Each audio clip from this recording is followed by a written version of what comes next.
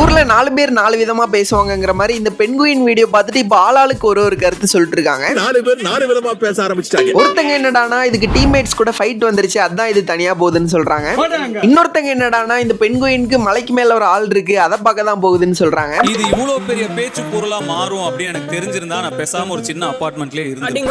But நான் ஏன் இந்த பென்குயின் தனியா போகுதுன்னு நினைக்கிறேன்னா, டெய்லி கூட்டத்தோட கூட்டமா சேர்ந்து வாட்டர் தேடி நடக்கணும், மீனை பிடிச்சி சாப்பிடணும், மறுபடியும் வீட்டுக்கு போய் தூங்கணும். நீங்களும் உங்க டெய்லி ரொட்டீன் தான் நினைச்சிட்டு அந்த ஒரு பென்குயின் மட்டும் தனியா லூப்ல இருந்து எஸ்கேப் ஆயிருச்சு போல.